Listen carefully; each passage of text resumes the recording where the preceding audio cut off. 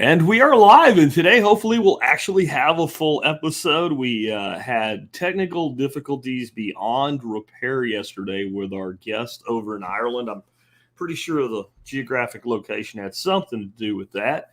It's just me today. That's really important if you're watching the live feed that you follow the instructions.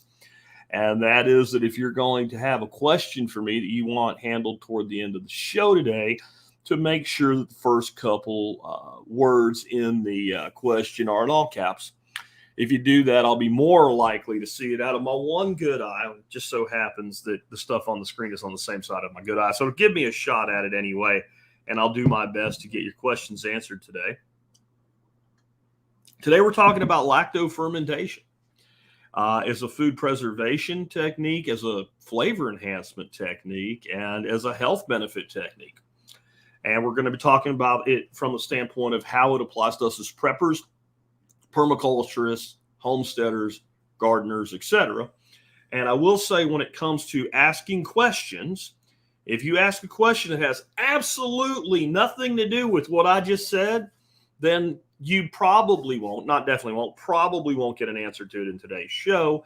When I go into these topics, these shows tend to be quite long. And if I start segueing into things about tropical fish or guns or something like that, it kind of derails things. So I try to ask you to stick to the topic today, at least loosely associated with the topic. We're going to talk about a ton of stuff today. I wanted to do this show for a couple reasons. One, it's fun. And I don't just mean doing it's fun and eating it's fun. I mean, the whole topic is fun. It's nothing serious at all. Number two, we did recently talk about salt and its role in human history, and this is a big part of it. And what I've noticed about this subject, when you talk to people about this, especially kind of one-on-one, where you can actually see the reaction rather than, broadcasting to tons of people like we're doing today, there is a fear. There's a fear. I'll do it wrong. It'll kill me. It'll grow out of the jar and come to kill me in my sleep or something. I'll start out with today. Millions of illiterate people all around the world do this every day, and humans have been doing this for over 10,000 years. It is one of the safest mechanisms for food storage, and you are not going to eat something that's gone wrong.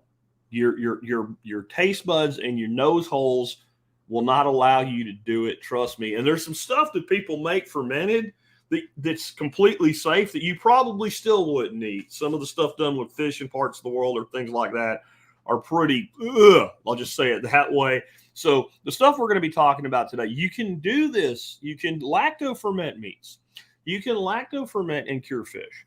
You can do it with dairy, i.e. like kefir or yogurt or something like that. Today's topic, though, is going to be about fruits and vegetables. And when I say fruits, for today anyway, I'm talking about like what I mentioned before about this earlier this week. When I say fruits, I'm talking about garden fruits. A tomato is a fruit. A pepper is a fruit. I'm really not going to get into like trying to lacto-ferment apples, though I'm sure you could. But it's not something I haven't experienced with, so I'm going to stick to what I know as I usually do. We're going to talk about the nutritional benefits today, the history of this, why it's useful, its contribution to being self-sufficient, the basic process of how to do this. It's so simple. There's really three ingredients, right, to any lacto-fermentation. There is the thing you're fermenting. So that could be one, like sauerkraut just being cabbage. It could be a whole bunch of stuff, but it's whatever you're fermenting. Salt and time. And I guess water as well, if you want to call water an ingredient. It's that simple. And this is what I love about lacto-fermentation. If you learn how to do it, and you might use, I'll give you a book today that's a great book, probably the single best book for getting started out of nowhere with it. But once you understand how to do this, you'll realize that there's basically two basic procedures. And anything you want to lacto-ferment that's worth lacto-fermenting, you just use whichever one works better. And you won't need a recipe if you'll trust yourself. Right? I mean, my grandmother used to make fermented pickles. She called them crock pickles. I'll tell you how she did that. And I never saw her once look at a recipe. Never once. In fact, some of the stuff I'm going to tell you to do today is far more advanced than my grandma ever did. And I'm basically only doing it to instill confidence in you so you give it a shot. I think this is something that if you're a homesteader, a prepper, a permaculturist, or a foodie, you should do. Notice I didn't say you need to do it. I don't like telling people what they need to do or what they have to do, but I think you should. I think you should at least consider it. It will, it's one of those skills that once you develop it, you start to think about, well, what else can I do with this? And I love stuff like that. And I've said it so many times that food is the single most important component of preparedness. You could probably argue water against food. And yeah, but I've seldom seen a time where somebody can't get some water other than major natural disasters or something like that. And if your whole house is gone in that, you're back to the same problem. Day to day, the thing that people run out of and most need is food. And we all eat every day. So food and water, put them side by side because we're going to use water for today. But it's not something we should ignore. And do the stupid prepper thing. I got me a gun, I got me some ammo, and I can get all the food I want. Yeah, no, you can't. You'll end up dead. Anyway, before we do that, let's go ahead and hear from our two sponsors of the day. Sponsor of day number one today is JM Bullion. I have been recommending that people stack silver as part of their preparedness plan and start as part of their wealth assurance program since I started this show. I've always recommended somewhere in the neighborhood of 5 to 10% of your net wealth in silver and or gold. And that recommendation has never changed. Even as I've really insisted that people consider things like Bitcoin in their portfolio, I haven't backed off my recommendation on precious metal. I think there's a place for a lot of this stuff. And I think that silver and gold have a huge history. About as long as we've had civilization, they've been monetary instruments. And they're certainly worth making sure that they're part of your wealth assurance program. If you're going to invest in silver and gold, why not invest with a company that's been part of this podcast for well over a decade now? We have worked with JM Bullion. They give a discount to MSB members. And they do all their shipping for free. And if there ever is a problem, I can talk to the president of the company directly. That was actually a requirement for me to be able to take on a precious metal sponsor. I actually turned down two large silver gold houses that you've heard the names of. They're on Fox News all the time because they would not give me a high enough level contact. Next up today is Ridge, as in the Ridge wallet. These guys have been a sponsor of ours for about 5 years. That's a long time in podcasting. They've turned into a great EDC company. The gear looks great, works great, and they do a discount of 10% for members of the MSB. So check them out today at ridge.com. When they started out, there were nothing but the wallets. Now they have just a tremendous amount of awesome EDC gear. So check them out and make them part of your EDC right away, man. Go ahead and get some gear from Ridge and make sure if you're a member, you get your discount. I can tell you they're top notch. I've been carrying the same wallet they sent me when they applied to be a sponsor 5 years ago for 5 years. The only thing that ever happened is one of the screws fell out of it. And when they send it to you, they send you a tool and some extra screws in case that happens. What more could you ask for? All right, let's get into it. Let's start off with lacto-fermentation. What exactly is that? What are the most basics of it? So in any vegetable, you have some level of sugars in that vegetable, even if you don't think of it as being really sweet. And when we look at something like alcoholic fermentation, we're introducing yeast instead of bacterium. And the yeast eat the sugar and they poop out CO2 and ethyl alcohol.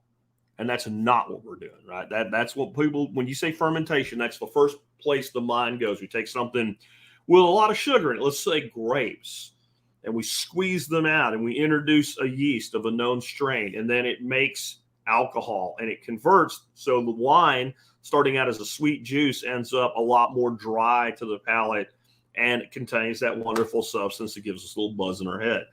This is a far different thing. We're using lactobacillus, and we'll even talk about how we can introduce a known strain, or even if it's not a known strain, just kickstart things by using a prior ferment later on today. But in most instances, if we're using vegetables from our garden, lactobacillus of various strains are everywhere. And probably the easiest and the place most people start with fermentation is making sauerkraut.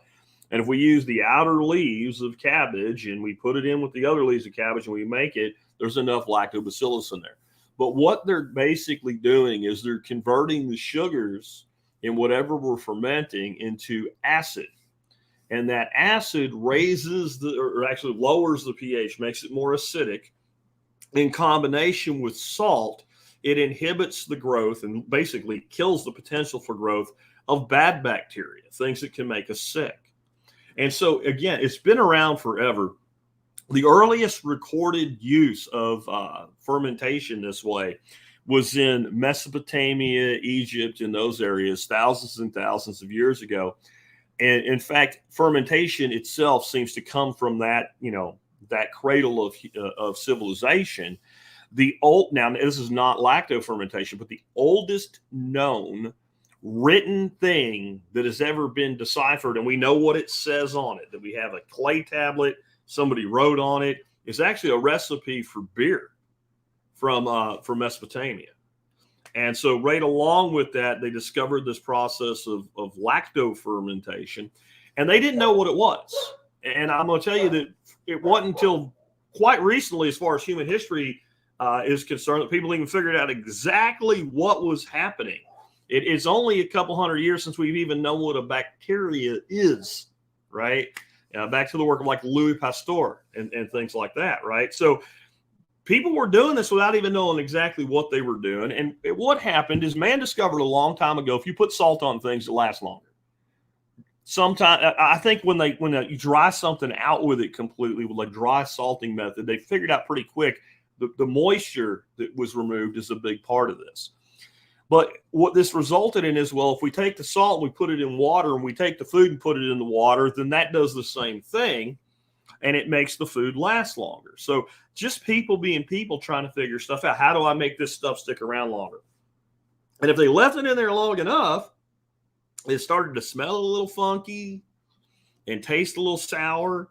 And it reminds me of the funny saying about the oyster. He was a brave man who ate the first oyster.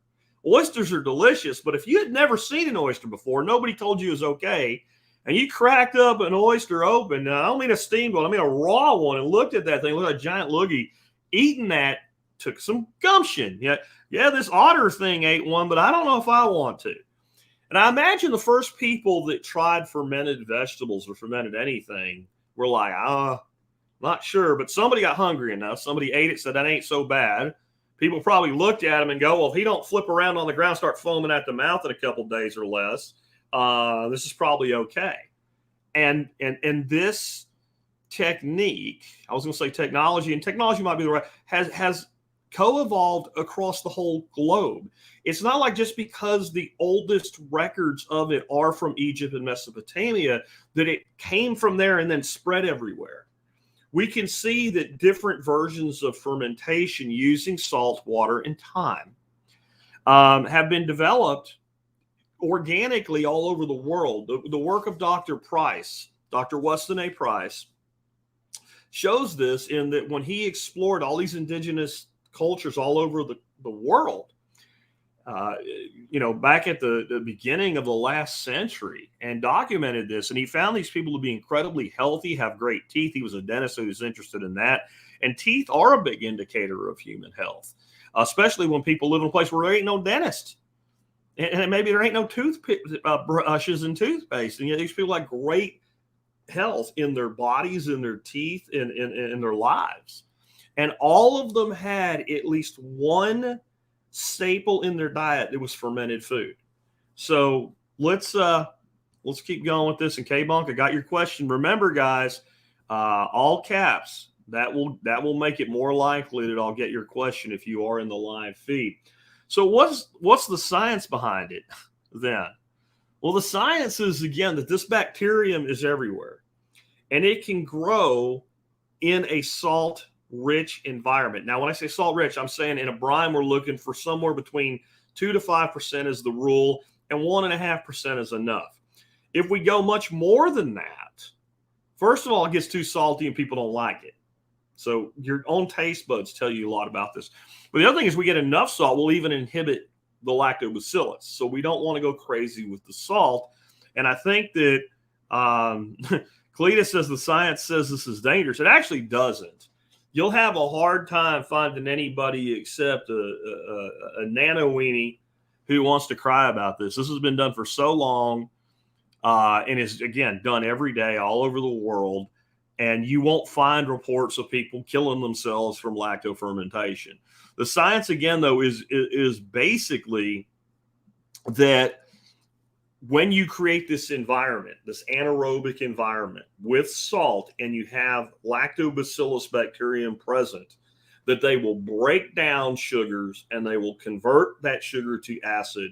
And the combination of the salinity, the anaerobic environment in the absence of oxygen, plus the acid preserves the food, and it gives it that tangy, twangy flavor. That's what I mean by the science behind it. The benefits are pretty obvious, but let's start with the first one. What's the number one reason people eat sauerkraut? Is it like, gee, I want to gin up my biome in my guts? Some people, I guess, but the main reason people eat sauerkraut is it tastes good. It alters the flavor of food so that it tastes great if you like the particular flavor. It is a flavor profile that is similar to when we pickle something with vinegar. And I want to be clear about something today. There's a lot of people that are enthusiastic about lacto-fermentation. They basically crap all over any kind of pickle made with vinegar. They're two totally different processes. They do two totally different things. One's a hell of a lot faster. Vinegar pretty much stores forever, and salt pretty much stores forever. I find them to be equals as far as being things that can be used by preppers and homesteaders. And I find it to be personal preference as to what you do, when you do it, and what you do with different things. Like, I'm going to talk about fermenting mushrooms today, and it's a little tiny bit complicated compared to typical things. So a person that wants to preserve mushrooms, has access to a lot of them, may choose just to do a vinegar pickle. And I don't think there's anything wrong with either one of them. But you don't get the biome enhancement with a vinegar pickle. When we convert this stuff, this lactobacillus, not only do we end up with the acid at the end that helps preserve things, that gives us the flavor, the population of the bacteria explodes. And they get really scared. Oh, you're eating bacteria. Yes, and you are more bacteria than you are human cells right now. And these are the beneficial bacteria.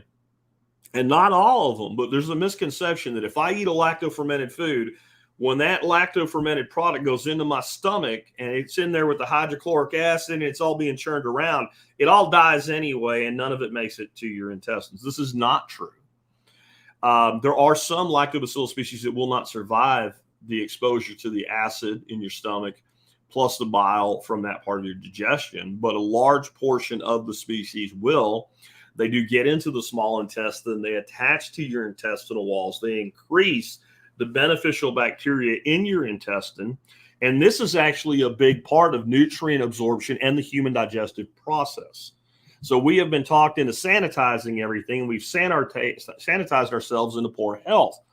This is the same thing I talk about when I talk about fish tanks, right? So when we sanitize a fish tank, we're going to have pathogens. When we have a living tank, a dirt bottom, we have all types of bacteria and fungi and other things living in that tank. Then we end up where life balances. So think about it that way. We are enhancing the gut biome is one of the things. And it also, of course, extends the shelf life of food far beyond what it would be without it. One of my favorite things to make, and I'll talk about in a bit, is salsa. And the reason I like to do that is we grow a ton of tomatoes and peppers and cucumbers. I actually make cucumber salsa. And it really is more like salsa with cucumbers in it. And the thing is, you make a batch of that, you throw it in the refrigerator, and it lasts for, say, a week before it starts to just not be so nice anymore. If you add vinegar to it, you can extend that, and that's okay. But really, the only way to really extend it other than fermentation is to can it. And now we're cooking the hell out of it, and it's not as nice to me as a lacto-fermentation. So we're able to extend the shelf life of food, whether it's a refrigerator or a cool pantry or something like that. So that's why we would want to do it, the main reasons. Nutritional benefits are great because of what they do for the biome. But there's also a sustainability component to it.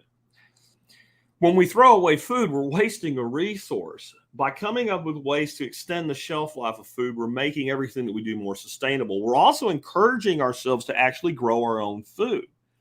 Because one of the reasons that people stop gardening is they get bad results on some things and massive results on other things. Then they're like, well, what the hell do I do with all of this stuff? And so they end up throwing the food away. They give it away. They don't pick it, and they quit gardening. And you are a much more sustainable prepper or sustainable permaculturist or gardener if you take up and learn how to do this. And then you'll find yourself specifically growing specific things to do this with that maybe you wouldn't grow otherwise. One of mine is daikon radish. I'm not a massive fan of daikon. I'm okay with it. You know, it's pretty good on certain things with like a julienne peeler or something like that. But if you cut it into like sticks, like you think of for carrot sticks, and you lacto ferment it, you know, then you can set that aside. You can use it as needed. And I do keep most of my ferments in the refrigerator for full disclosure. It doesn't stop fermentation, but it slows it down to, you know, like molasses in January speed. And so I think there's a lot of benefits there. And again, the flavor is a huge benefit if you appreciate the flavor. Now, what I would tell you is there's a lot of people that say, I don't like it. And, you know, it's for instance, it's my wife will say, I don't like dill. What she means is she doesn't like dill pickles.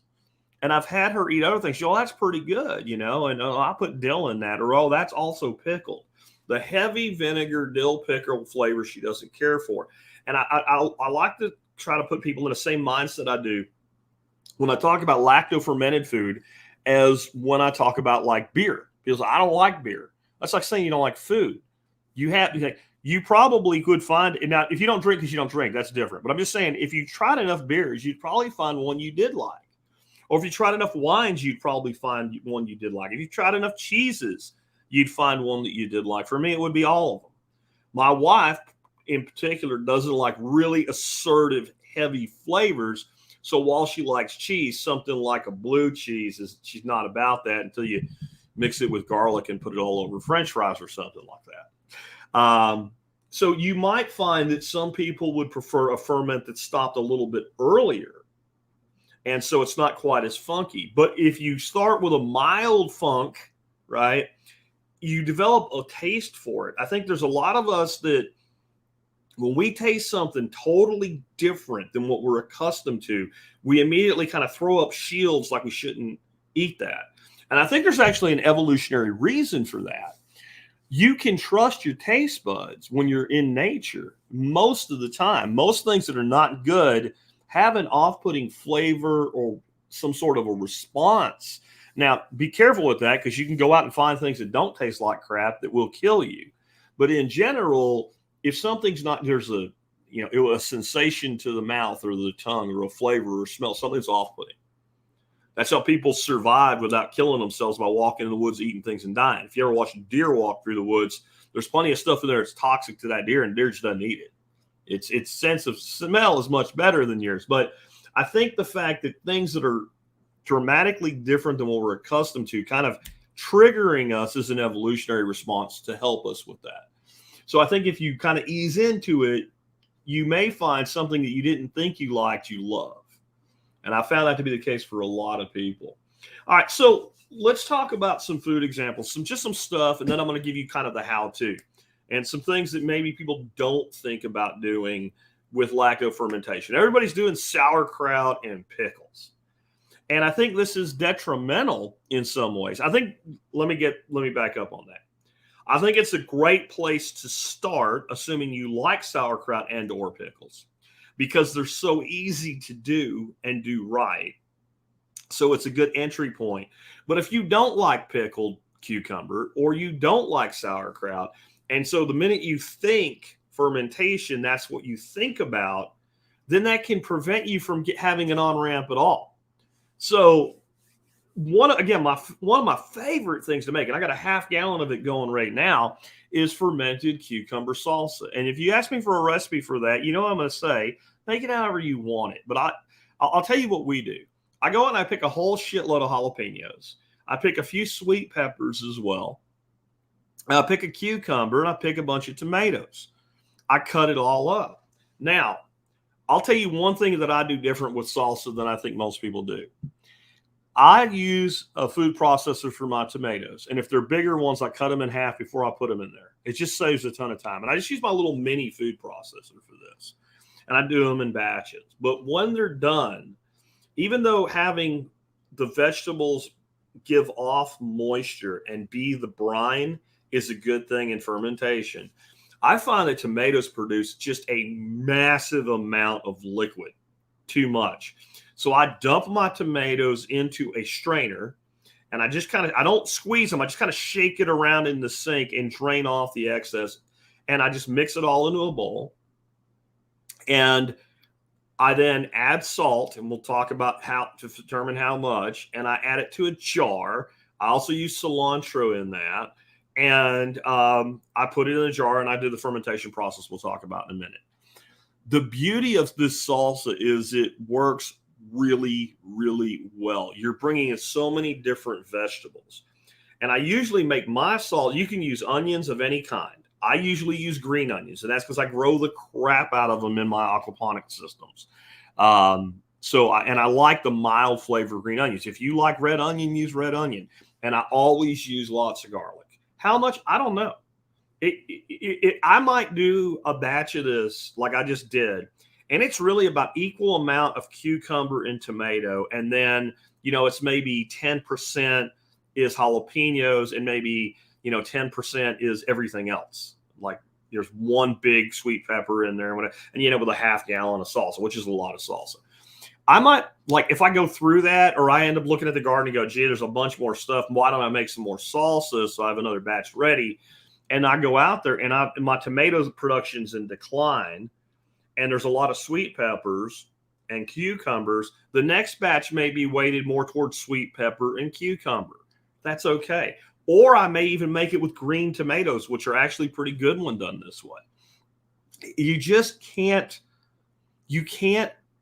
hamstring yourself with this because, again, this has been done for thousands of years. Do you really think the illiterate person that's making up a ferment right now in some part of the world is reading a recipe book? Or they're using what they have and preserving it based on their own intuition of what's going to taste well for them?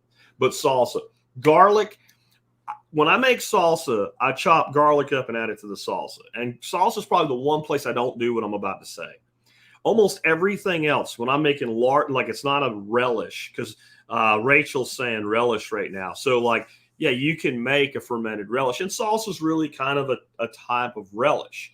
And so you've got the small stuff. What if I'm doing like an escabeche, which would be for, classic would be jalapeno, carrot, and onion. I'm always going to use garlic, and I throw whole cloves of garlic in for the flavor, but because then I have whole cloves of fermented garlic. So I've done like a whole quart or a pint of just garlic cloves, and they're delicious. But to me, a real simple thing is if I'm doing, let's say I was doing a ferment of carrot and daikon. That's a great ferment. Throw half a dozen cloves of garlic in there, not even cut up. As you're using it, then you can fish that garlic out because that garlic goes good with everything. It's good for cooking. It's good in salads. It's good to flavor stuff. It's just awesome. So if you're not fermenting garlic, do you even care about your life? I think I start to doubt that. Fermented garlic is one of the most delicious things out there. Eggplant is something I haven't done yet, but what I'll do is when I do an eggplant ferment, I'll record a procedure recipe, maybe do a video on it for you because I grow a ton of eggplant. And I've just learned that it actually, I've always worried that it wouldn't make a great ferment because it's kind of spongy and all. It turns out it makes a great ferment. And the key with eggplant, though, is most stuff that you ferment, you will either salt it directly and then let that, like a sauerkraut, will salt that directly and then put the cabbage into the fermentation vessel, and it'll sweat out, it'll pull the water out, and the water that comes out of the vegetable becomes the brine. Or we clean the vegetables, rinse them off, what have you. And remember, not scrubbing. We don't want to remove all the bacteria. The bacteria is the point. But we'll put that into a jar, and then we'll mix up a brine which is salt and water, and we'll pour it into the jar. And we'll look to do an average of 2 to 5% on the salt for that, right? Based against the volume of the water, which is going to put you on the bottom end. You want to be about a tablespoon of salt to a quart of water. That's where you for a straight brine. And that's about 17 grams. Because I'll give you that right now, and we'll talk about it again later. The problem with this recipe says to use a tablespoon of salt or 2 tablespoons of salt. What salt? Rock salt, finely ground salt, coarse salt, kosher salt, right? You can use any salt you want, except you don't want salt that's iodine salt. So your table salt that has iodine in it, and you don't want to use salt that has like anti-caking things in it. So any pure normal salt you can use. But there's different coarseness. So if you take a tablespoon of kosher salt, a tablespoon of table salt, and a tablespoon of something more like a rock salt, and you weigh them on a scale, they're all going to weigh differently, even with the same volume, because of the space between the particles. So if you go 17 to 20 grams of salt to the quart of water, you'll be good. Now, back to this and how this applies to the eggplant. Eggplant has so much moisture in it. And now some of the eggplant I grow, you don't have to worry about it. But some of the stuff that comes out when you sweat that eggplant, like in a classic big piece of eggplant, it's not good. Think ashtray flavor, right? That's why I don't like the big eggplants. So what you do with eggplant is you salt it, you sweat it, you dry it. You flavor it with whatever herbs or what you want with it. You put it in the jar, and then you add a brine. And that's the key to doing eggplant right. So I say that from research on this one. I haven't done it yet, but I'm going to do it, and I am looking forward to it because I grow the hell out of that pink tongue Asian eggplant. And I always have, even with using it a lot in the summer and even with dehydration, I always have more of it than I can use. Next up will be mushrooms. This is another one I haven't done yet, but I have cracked the code in what to do. You do not want to ferment raw mushroom. And if you cook mushrooms, well, any of the bacteria on them you've killed. So how do we do this? We cook the mushrooms in hot water just until they're just done. We take the mushrooms out of the water, drain all the water off of them. We chop them up into whatever size we want them for fermentation. We salt them and let that draw more moisture out of them because mushrooms hold a lot of moisture. We put them into a jar. We make a brine, again, 2 to 5%. 2% is kind of the side to err on. You can make things saltier, but you can't make them less salty, right? And then we need to do something called the pitch back, which I'll talk about more later. But all we do is take some brine from a ferment that worked when we set up the ferment for the mushrooms and pitch it in. So if we have a sauerkraut or a fermented pickle of some kind, we can take a tablespoon of brine and then we introduce that to the mushrooms. I'm really looking forward to this because now we're going to combine the umami of a mushroom with the tartness of a ferment. So that's something to think about. That it seems complicated, but it's not. Long beans are an amazing thing to pickle. And what's nice about them is you grow these, beans that are about 3 foot long, and you can just basically set up a little gauge on, put something on your cutting board, see how long to cut them, and grab them in bundles and just cut into that size. And then they fit perfectly nice and straight into like a pint or a quart jar. And they're delicious. Anybody that's if you like dilly beans, that's a really popular thing in the South. Take green beans and basically pickle them like a dill pickle. If you like those, you will love lacto-fermented beans. Now, I will tell you with beans, you want to push your salt more toward at least 2.5%, sometimes 3% of the brine. And you can just do the math on that to figure it out. And it maybe takes a little bit more effort to get them to ferment right, but it's not a big deal. And you probably would be fine not pushing it higher, but that's kind of a best practice. They also tend to sometimes get kind of limp when you do a fermented bean, and some other things like pickles, plain old pickles can as well. We'll talk about how to fix that in the troubleshooting section, though. It's not hard. And then one more thing I wanted to talk about today. I got 2 emails recently about this very subject, and I'd posted a picture somewhere online, probably on Nostr, of me eating a big pile of bratwurst with some fermented sauerkraut on it. And somebody said to me, well, Jack, I love bratwurst and sauerkraut. I think it's delicious. I'm thinking, well, freaking eat it. Go eat it, right? But then I kept reading, and what they said is my issue is I don't want to eat cold sauerkraut on top of my bratwurst. And this guy grew up in a household where they made bratwurst or, like roast pork, and they stewed it in the sauerkraut. And that is delicious. I don't discourage, but his point was, if I do that to the sauerkraut, I lose all those probiotics. I lose all that beneficial bacteria, which is the reason I'm interested in this in the first place. It's real simple. Whatever you're cooking, get it nice and to the temperature you're ready to serve it at in a pan. Kill the heat.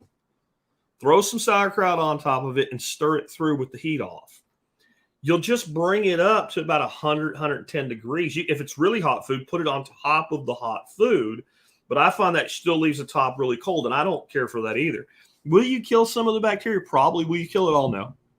You know where lactobacillus kind of goes ape shit with reproduction, like an ideal temperature for maximum reproduction? About 100 to 110 degrees. Think about making yogurt and the temperature they tell you to hold the yogurt at while it develops.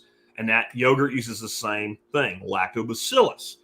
So you can warm something like a kimchi or a kraut or something you want to eat with food that you don't want the cold-hot contrast, which can be nice in other things. Like I mentioned the daikon. Well, like a pickle made of daikon and carrot, right? It's very Asian, but I'll tell you what, cold and crisp like that, it's delicious on a taco. I mean, it's flat delicious on a classic taco.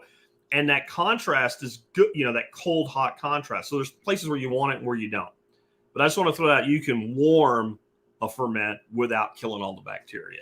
And then the other thing is, how much do you need? So if you're that worried about it and you throw it in there and you cook it a little bit more than you want to, drink a tablespoon of the brine and you will load up on the stuff. You don't have to get it every time where you're getting an optimum thing either. All right. So,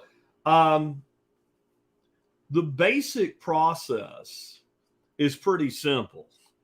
We introduce salt to the food, and we want either enough liquid to come out of the food to cover the food, or we make a brine and we pour the brine over it. We put it into some sort of a container, and the easiest thing to use that most people already have are common ball jars. Now, I'm going to say something that's going to sound like I'm being like an absolutist or something, and I'm really not. But I don't buy or use ball jars that have small mouth openings. I have some because they ended up here one way or another. Sometimes wives buy things without checking. So they exist. And I use those mostly for dry goods. But I do nothing but wide mouth jars because it makes everything we're talking about doing and anything else you would do with them easier. I see no advantage to a small mouth jar at all. So a wide mouth ball jar, pint, quart, half gallon. And if you ever want to make a little bitty thing with like a half pint or something, go ahead. But those three sizes will do just about anything. And quarts are kind of a really great size to work with. Again, when I do sauces, I try to make as much of it as I can at one shot. So I stick to the larger quart and half gallon size for those. I think it really makes a lot of sense to have a canning funnel or three around the house. They're super cheap. They're made out of plastic. They fit the small mouth and the wide mouth both. Beyond stuff like we're talking about canning and pickling and all, I use those all the time. When I open a new bag of coffee, I buy whole bean coffee, mostly from our three folks that support the MSB, Nicole Sauce with Holler Roast, Food Forest Farms, Brian Norton, and Mai Tai Coffee. And when I open up a bag of coffee beans, there's all these ways. Take the bag and do that. I take a ball jar. I take the lid off it. I throw the canning funnel in it, and I dump it in the jar, and I put the lid on it. And is that perfect? It will last long enough to get through a pound of coffee and keep it fresh. So I think those make a lot of sense in general.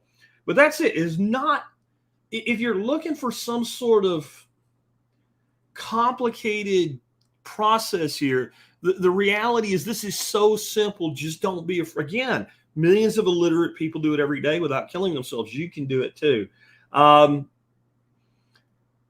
Once you have it once you have it into the fermentation vessel, let's say a jar, I'll give you a simple rule.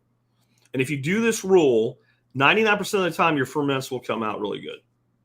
And you won't have any problems. Keep it under the brine and everything will be fine. It rhymes, so you'll remember it. Keep it under the brine and everything will be fine. None of the food should be sticking up out of the brine, which is the liquid. Now, if you're doing something like a sauerkraut and you just stuck it in the jar, trust me, do not add water to it. If you're using something like a sauerkraut, it's going to pull so much moisture out of there, and it doesn't seem to make sense. But if you fill it up with extra brine, when it starts pulling it out of the cabbage, it will overflow the fermentation vessel. Okay? But if you are pouring a brine onto something, make sure it's under there. And we'll talk about some things you can use to make sure that happens. If you do that, almost nothing can go wrong.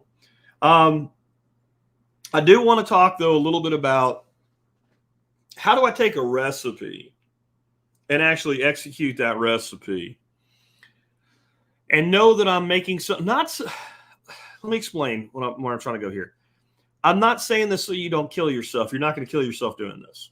Okay. And as we get to the last segment today, you'll see why it's just not going to happen.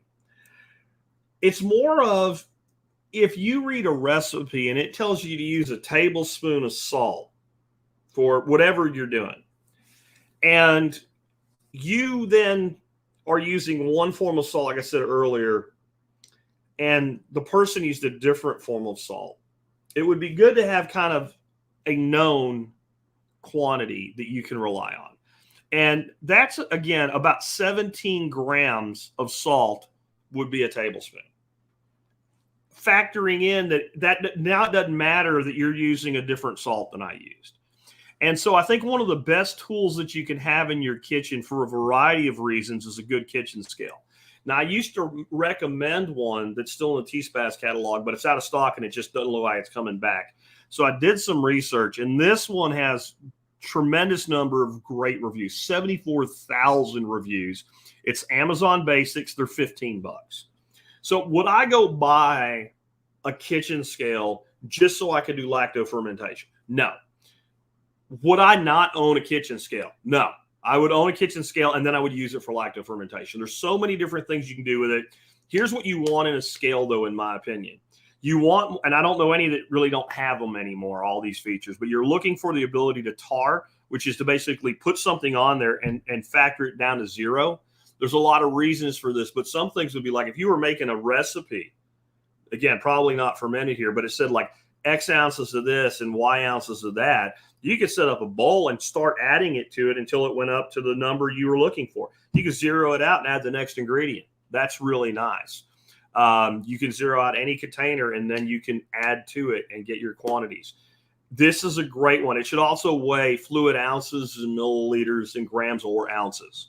And this one does all of those. And again, it's $15. There's a link in the audio notes today. So I definitely recommend that you have one of these for general kitchen use. And if you're trying to replicate a recipe, just go with that formula. When somebody says a tablespoon, use 17 grams. Or use a tablespoon if you want to. I'm just trying to help you get closer to the result you're looking for in flavor. Because again, I'm not worried about you killing yourself.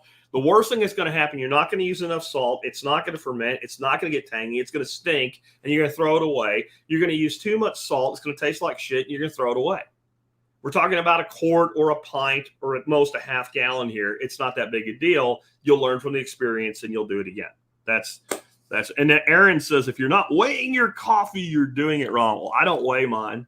Now, I have a scoop, and I make it exactly the same. Pat Rohrman told me, he said, well, you're a reloader and you reload even manual scoop reload so you can do it. Yeah. If you know what you've got with your coffee, I think you can make great coffee. Anyway, but I wouldn't fault you for weighing it, Aaron. I wouldn't. Again, 2 to 5% is the salt amount that you're looking for in a brine. If we're not just putting salt onto the vegetables itself, we're going to make a water brine and pour it in. A tablespoon or 17 grams of salt to a quart of water will get you right at 2%. And I think that's fine for most things. And the way I feel about salt with a curing process, I want enough salt to provide the protection necessary that I know I'm going to get a good ferment, but I don't want any more than I'm going to like eating. If I have a fermented product and I think it needs some more salt, as long as it's well fermented and it tastes right, I can put more salt on it. I can't pull it out. But go for that 2 to 5%. I've never done a brine at 5% in my life. The highest I've ever gone is 3%, which you can figure out how to do real easy. Is 17 grams, right? Is 2%. Then you add half of 17 to 17 and round it off, and there's your 3%. That's the highest I've ever done. And I've done it for beans, and I've done it for straight pickles. And it helps to go a little higher in salinity to keep the pickle crisp. But I'll tell you a solution to that in just a minute anyway.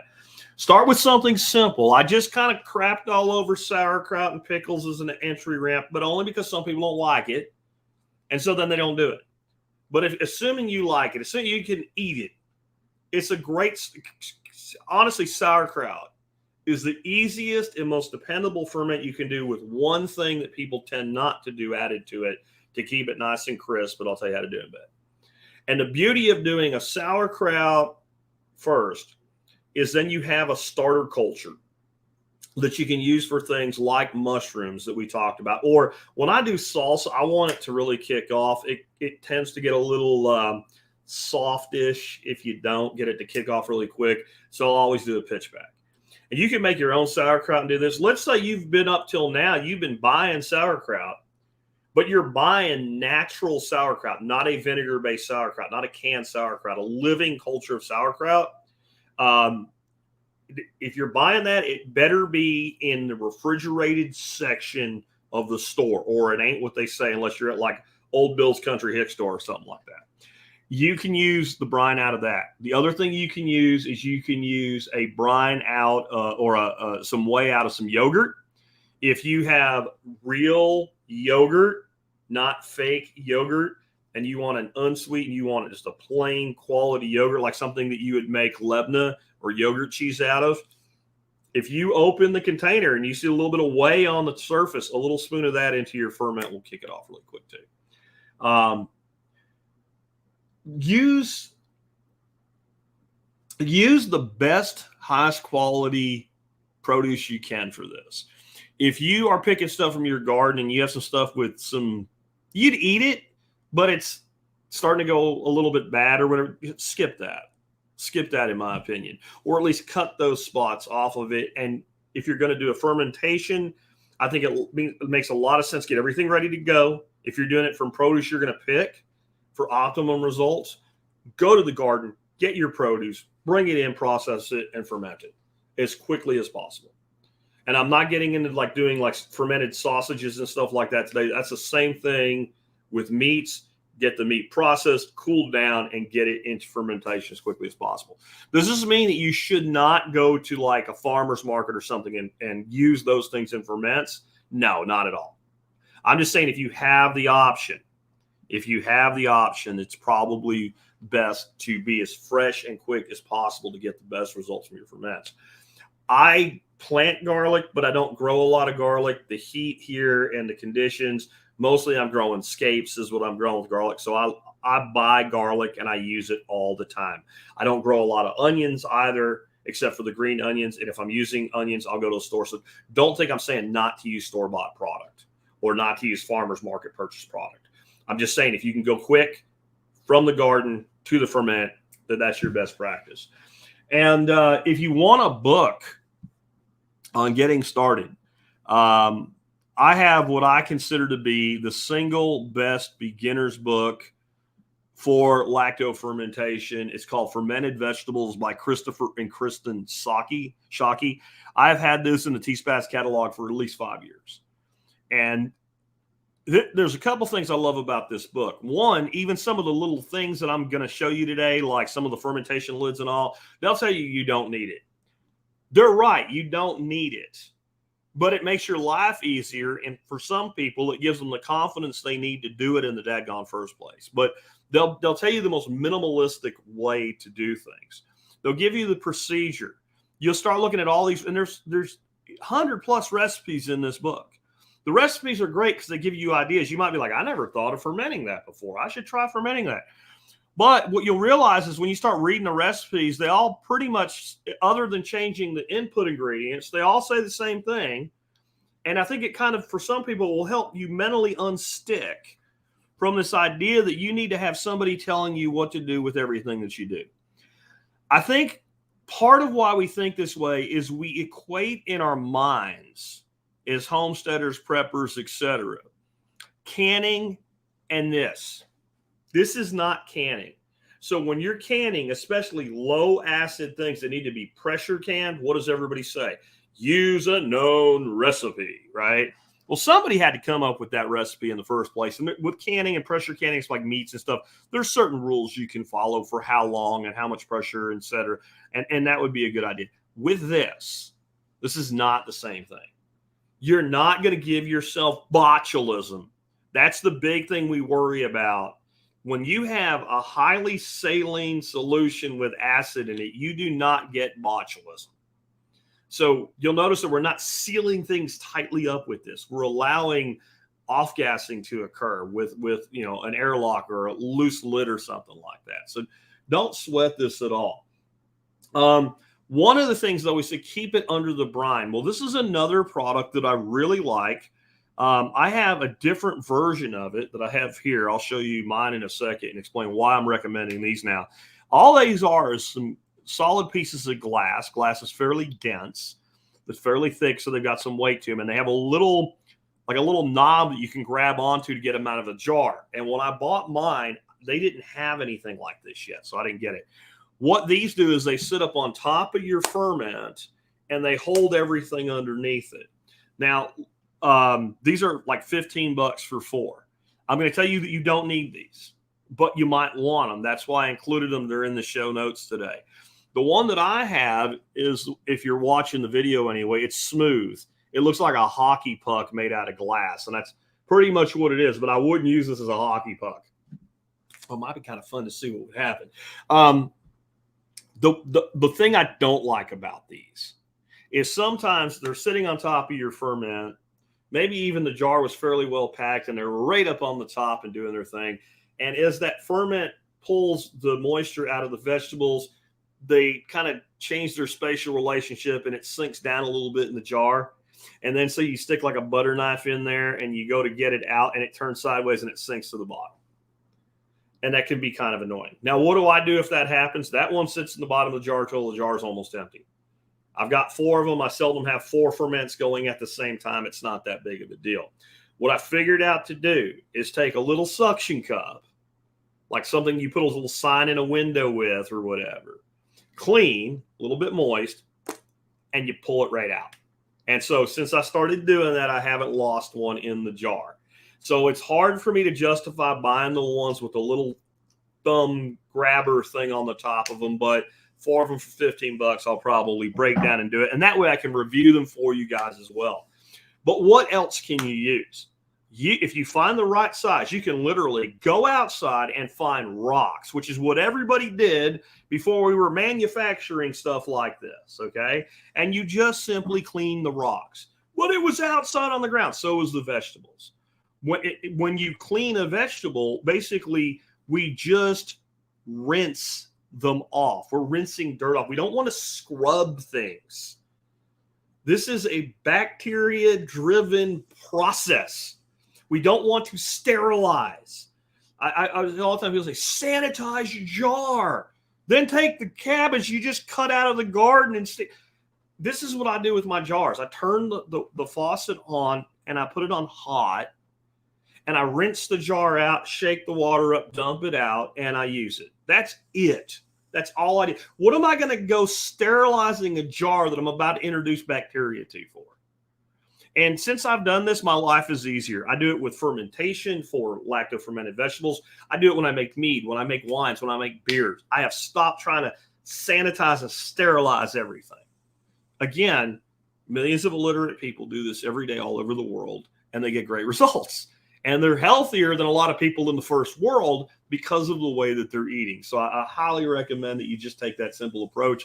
But yeah, you can use a rock. My grandma, when she used to make crock pickles, she didn't have a crock, right? The way this even happened is my grandmother wasn't really big on doing this. She did a lot of like the canned pickles and stuff like that out of her garden.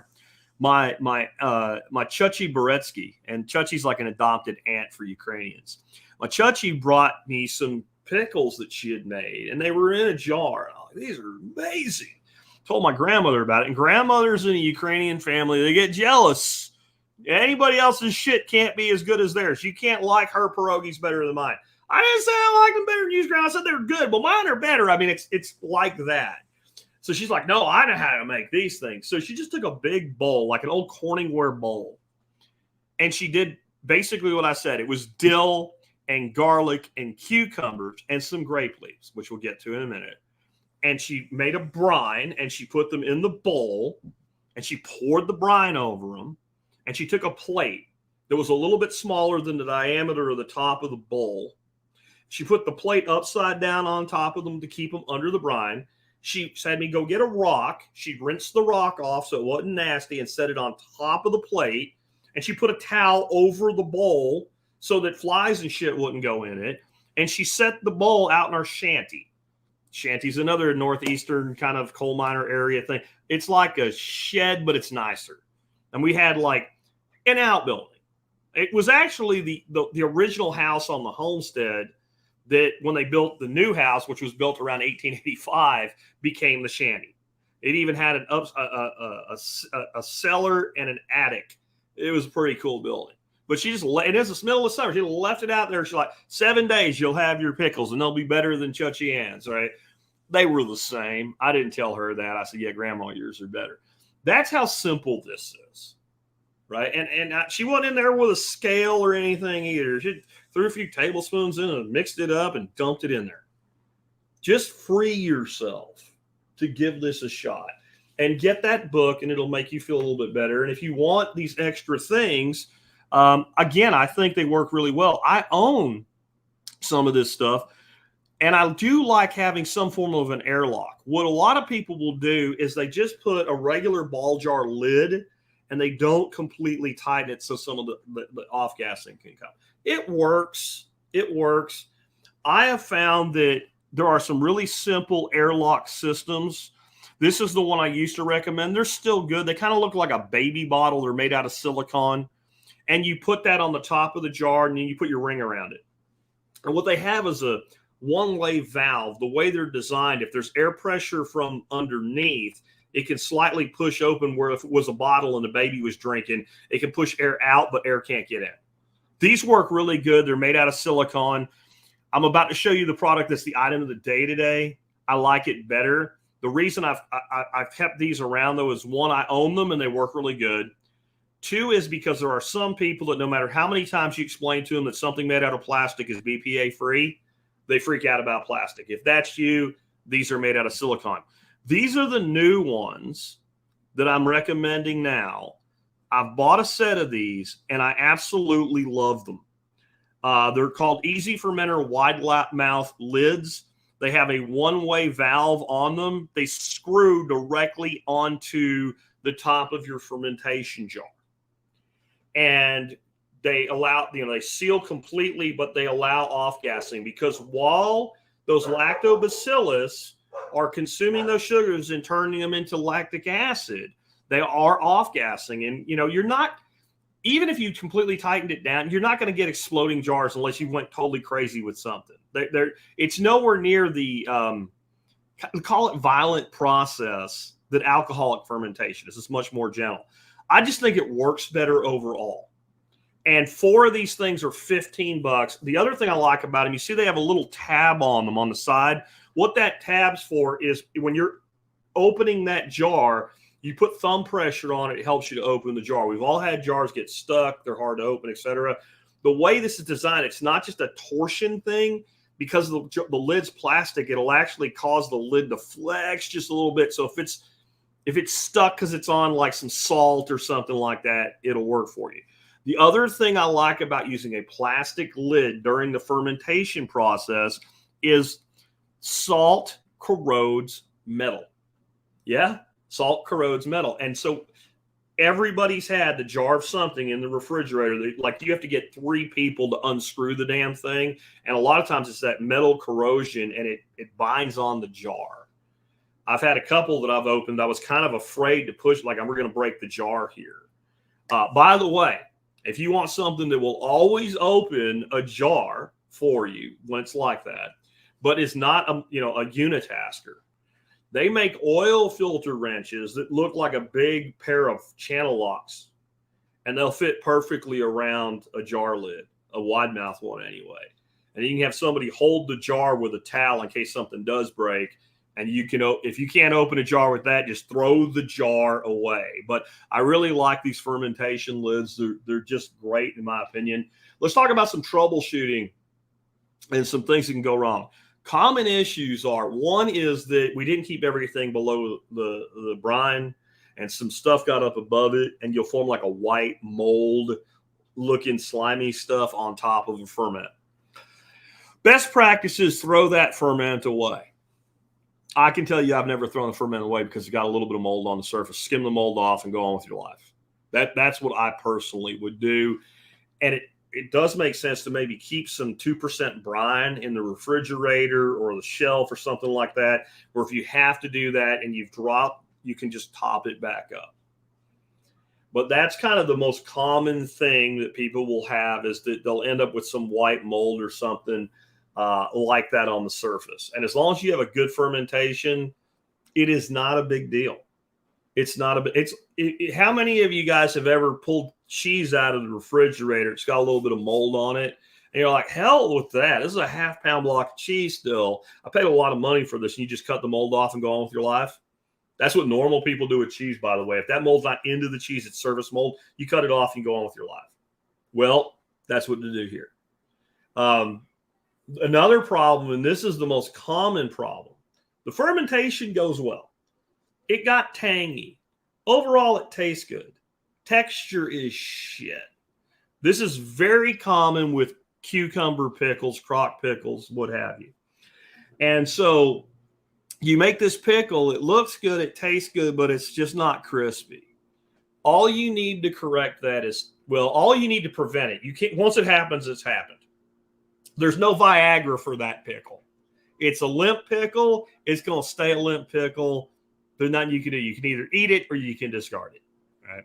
If you don't want it to happen in the first place, this also works really well with keeping sauerkraut nice and crunchy, including long-term, is tannin. And if you have some tannin in the ferment in the beginning, the duration of how long it'll stay nice and crisp and delicious is longer as well, especially when stored in refrigeration. Where do we get tannin? Well, we take stuff from outside when we make a fermentation and we turn it into something delicious. Dry oak leaf is a great source of tannin, just a little bit of it. The most commonly used, and if you own grapes, the best thing to use is some grape leaf. And I like grape leaves because they serve two functions, in my opinion. Okay. One, I usually pick 2 or 3 grape leaves off one of my grape plants, and a grape leaf is bigger than the diameter of a wide mouth jar. So then I'll layer 2 or 3 of those on the top, and I put my weight on top of the grape leaves. And if a little bit of the grape leaf sticks up out of the jar, I don't worry about that at all, because when I'm done with that ferment, I am just going to go ahead and throw those leaves away after the ferment's done. They go out to the compost pit or the worm farm, right? And now I'm introducing lactobacillus into the compost process, so that's awesome as well. But that works really well. If you don't have grape leaves, or you don't have oak leaves, or something about oak leaves bugs you, green tea. I would not use a black tea. It's too assertive in its flavor. A pinch of green tea into your ferment, you will never even know it's there. And that will up your tannin. And then you can buy tannic acid or something if you want to. But all I've ever used is oak leaves, or I've also used, again, grape leaves. Grape leaves are what I use most of the time, because mostly when I'm fermenting, there's leaves on the grapevines. And it's worth having a grapevine just for the leaves, in my opinion. Another thing that you can do to kickstart ferment and to get that cap on there is, if you have some cabbage and you're not going to ferment that particular cabbage, you take one of those outer leaves. It's all infused with wonderful lactobacillus, because cabbage and lactobacillus go. That's why it's such a popular fermented thing. They just go together, they grow together, they like each other. You can take that cabbage leaf and you can form it over the surface and put your weight on top of it. And it will help keep everything. Because when you're fermenting something like a relish or a salsa, little bits and pieces have a tendency to want to float up to the top in that highly buoyant salted water. That's why it so much wants to float, because you think about the Dead Sea. You can go lay in the Dead Sea or the Great Salt Lake and you float like a boat, because of the density of the salt in the water. So those both work really well, and anything with a good tannin content will keep your crispiness factor up a great deal. A sign of a fail, like just it doesn't work at all. It didn't ferment. Once you start getting close to how long you want that ferment to go, and you should be able to taste the brine, and it should have a sour taste to it, a sour pickle-like taste. That's how you know you fermented. And this is very subjective. How far do you want to go with it? It's not going to go bad, right? It may go beyond what you want to eat, but it's not going to spoil. That's the whole point. When it gets to the point you want it, that's where you want to stop the fermentation and move it to a cooler place. The fermentation doesn't actually stop. It just really slows down, okay? If it doesn't develop that flavor, then something's wrong and it probably should be discarded. Or if it smells foul, not sour, foul. The human nose, the human olfactory system's like, this is not a good thing. If it smells like garbage, just throw it away. If it doesn't start or it smells bad, throw it. That's about it. You're not going to have a ferment fail to ferment and not know something's wrong. You just, and one of the things I want to bring these lids up again. Again, I think how long to ferment before it goes in the refrigerator or a cool pantry or something like that is very subjective. It's something people decide for themselves. But a lot of times when you're reading recipes, it'll say 7 days, 5 days, 6 days. I think it's a good thing to know, especially if you have multiple jars sitting on the counter. You made one today, one 3 days later. How long has that been there? We all know we forget. These lids, this is really cool. They have a little date ring on them. And I mean, this isn't going to help you figure out it's been there 6 months. It's through the month or the prior month. You set it to the date of the month, and then you know how many days it's been fermenting. I really, really like that about these lids, and that's why they are the item of the day. So as I wrap up today, I'm going to do some Q&A. I've got like 6 questions. Anybody's got a question, unless you already asked it with all caps, get it in the live feed now, because I'm about to do Q&A as soon as I get done with talking about our item of the day today. But this is the item of the day today, and you can find it at thesurvivalpodcast.com. Everything I put on the screen today is in the audio notes. Those will go up, as always, about 30 minutes after I finish here today. I really love these things. I have a different product that I showed you, the pickle pipes. I don't have anything against them. Just once I tried these became my go-to. They're 4 for $15. They're on sale for like 20% off today. It fit perfectly with today's episode, so I ran them as the item of the day. But I also want, because we didn't get to do a show yesterday, I put these out on social media and they went in the Daily Mail. Totally different subject, real quick here. Flies. Now, I ain't never had a problem with flies with a lacto ferment, but this year I've had trouble with flies in my house. Usually what happens around here is about April, we get rains, April showers. And we'll get a fly tick up outside. And by the time we get into late May, the flies, there's flies around. They're not gone. They're just not a problem anymore. This year, we got a lot more rain, and we had come off 2 years of drought. And I think it caused a fly explosion. We had friggin' flies all over our house. I watch TV at night. There's 4 flies climbing on the TV, and it's just annoying, and they're buzzing in your ear. And I want to get rid of them, and I don't like poisons. These things are made by Black Flag. These guys are not a permaculture company at all. But this is a permaculture principle in action. So one of the permaculture principles that we use is we identify the intrinsic characteristics of living things in our homes and on our land. And then depending on how we want that thing to either go away or increase or change or whatever, we utilize that analysis of the intrinsic characteristic to our benefit. That's what these do. There's no poison in them. There's no bait in them. They're on like a triangle with openings on the long side. They have sticky on the back. You stick them in a window, right? You stick them in your window. And when you stick them in the window, I'm going to actually hit, might have a little bit of audio for a second, but I'm going to kill the audio on it. The video I did with the write-up. So they sit down in the corner of the window. And what do flies do when they get in somebody's house? They go to the window. We've all seen them sitting there trying to get out the window. They're stupid. They're flies. And then they start circumnavigating the window. Well, when they get to this thing, they look in the hole and they go, hey, what's in there? They go in there. Guess what's in there? Stickiness. So they stick. Once one or two go in there, you know how flies are. There's another fly in there. I better go see what he's up to. And it starts to smell like fly, I guess, to a fly anyway. And in a second, you'll see in this shot how effective they are. We've set these up, and I was skeptical.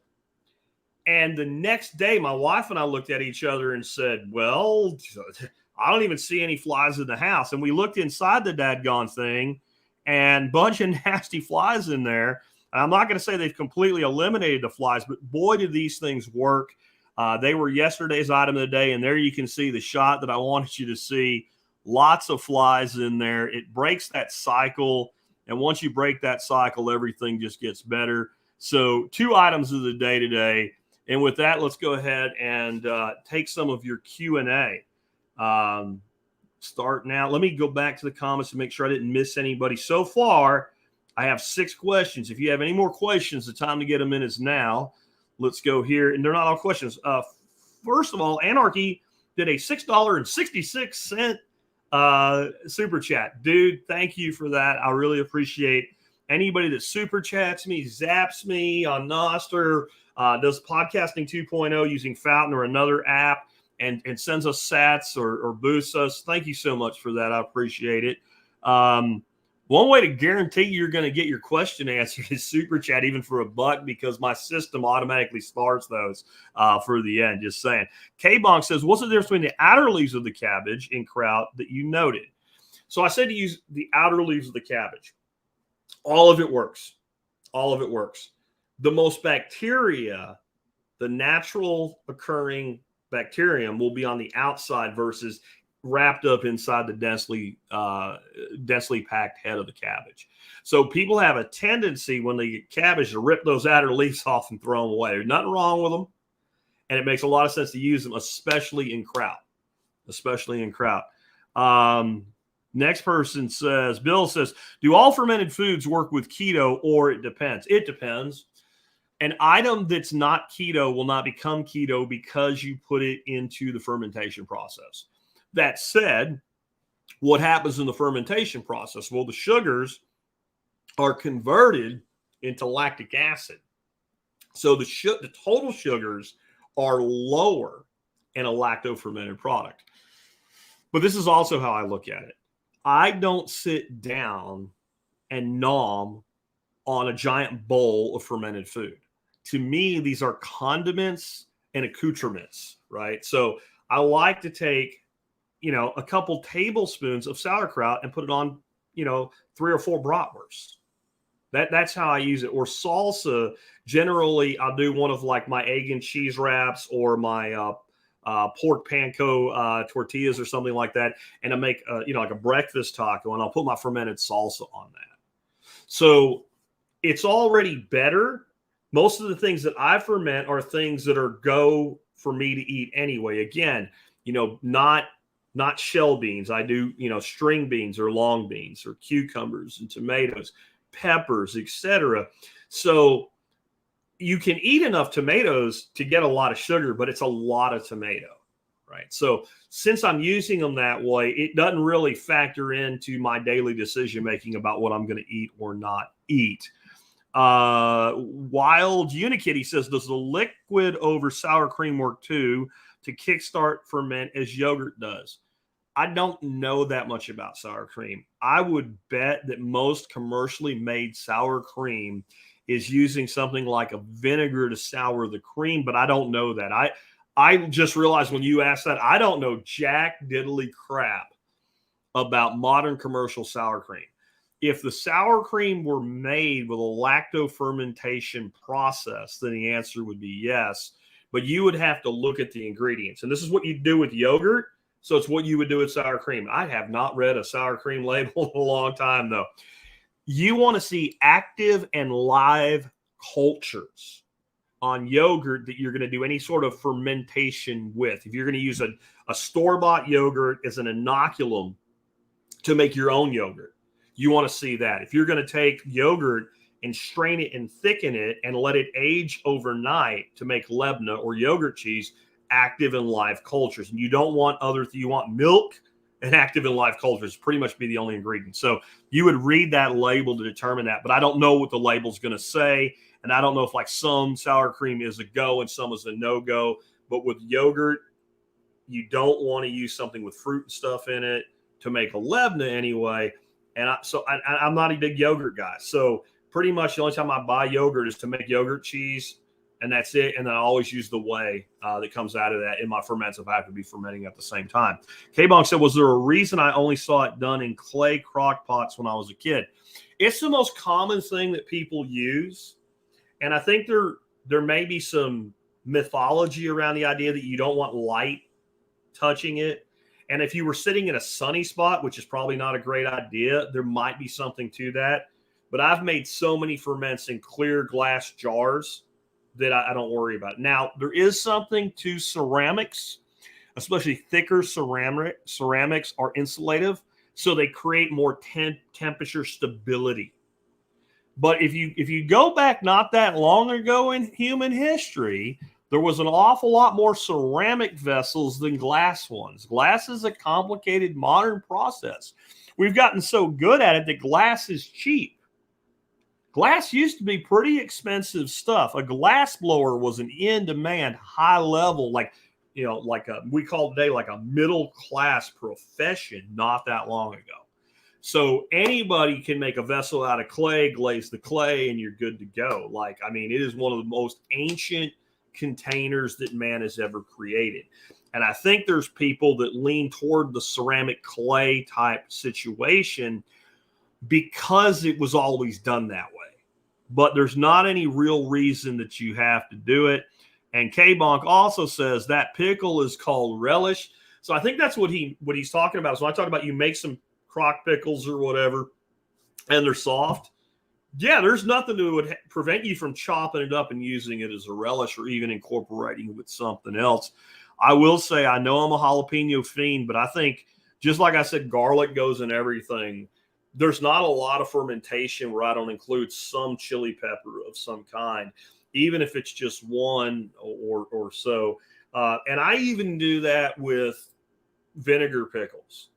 One of my favorite things to do as far as just pickling stuff with the easy button is if I buy a good quality pickle, like a vinegar pickle, as I'm taking the pickles out of it, I'll throw other stuff into it. I'm doing that right now with my mouse melons, which, yes, I'm going to lacto ferment some of those as well and try them side by side.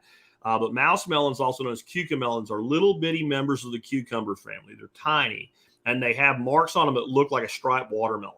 And they're really cool. They're about the size of like a small olive. And I have some really great dill pickles that I had bought just to have them. And I liked them so much, I started pitching these things. And the whole thing's now almost full of the mouse melons. Well, what I did is I took two dried, dehydrated red chili peppers or jalapenos, and I just threw them in there just to add some spice to it. So I don't know that I would use a dehydrated thing in a lacto ferment, but I don't know that it would hurt either. David just gave me a super chat for $10. Thank you, David. And he says, thanks for the great content and information. I'll definitely be trying the grape leaf trick. Yeah, try the grape leaf trick.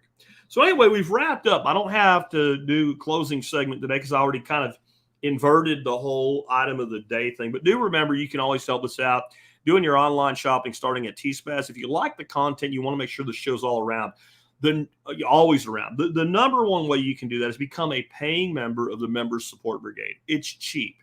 How cheap? $50 a year. $50 is $50. And I know that seems like a bunch of money, but when you work it out to per episode, I did the math a long time ago, it's 18 cents an episode. 18.3 cents an episode to be exact. based on our average number of new episodes per year, 18.3 cents. So if you think you get more than 20 cents of value out of this show, you can just look at it as reciprocating. But the deal is that you get so many discounts that you'll make money. That was my goal from the time I established the MSB, is to make it profitable. I think that if you hate me, it would probably, but you're in this world, it's probably still going to make sense to be a member. And if you use things like cannabis products, like CBD or some of the other now legalized cannabis products, that alone will pay for your membership. If you buy really great coffee instead of crappy Maxwell House, and you deal with companies like Mai Tai and Food Forest Farms and Holler Roast, then just the discount on the coffee for the average coffee drinker will pay you back over a year, enough to recuperate your investment. So if you are not yet a member, please consider becoming a member sometime soon. And I really appreciate all of you that always have done.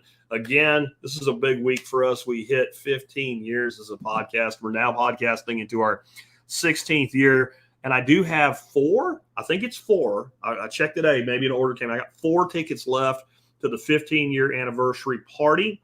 And you get them or you don't. And there should be a link in the video notes below, and there will be in the audio notes today as well. Okay, one more question before we go. LKH Fun says, how long will a container of fermented food last in a cool place?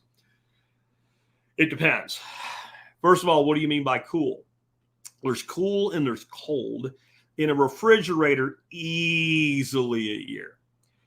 But what does last mean? So there's a tartness, a sourness, and there is eventually, even when you get a crisp ferment, a textural change in the food where it starts to go more and more limp. And again, there's no Viagra. There's no reversing the process here. Once the pickle's limp, pickle's limp. I try to finish my ferments in 2 to 3 months, and I don't start the next ferment in that thing until I can look at the jar and go, yeah, that's going to be gone. Okay. But I mean, fermented pickles back in the day were year-round available thing. I still remember an old general type store where I grew up, where they just had a giant barrel full of these pickles, and God knows how long some of those things were in there. You just went in with tongs and took out what you wanted and put the lid back on the damn thing. But I think most people would find that at a year, you won't necessarily like the taste, even though it will still be okay, fine, safe to eat, etc., what have you. And Richard, real quick before we go, says, my membership saves me just with what I buy at Safe Castle every year. That's awesome. And they've been a sponsor of the show and a supporter forever as well. Anyway, guys, it'll last longer than it will be safe to eat longer than you'll probably want to eat it, is a simple version of that answer. Give this a try one more time. Millions of illiterate people every day in the world do this. People who have no idea how to read or write have been doing this for tens of thousands of years. Well, not tens of that, for thousands of years. Probably right at about 10,000 years. Right about the time we discovered agriculture and salt and civilization, people started salting things. It is a very, very safe thing to do if you follow the instructions. If you have any concerns, get the book that I recommended today, Fermented Vegetables by the Shockies. It's a great book, and it'll give you that confidence. And if you're not sure about something, look up a recipe, and don't be afraid to alter it to suit your taste. With that, it's been Jack Spirko with another edition of the Survival Podcast.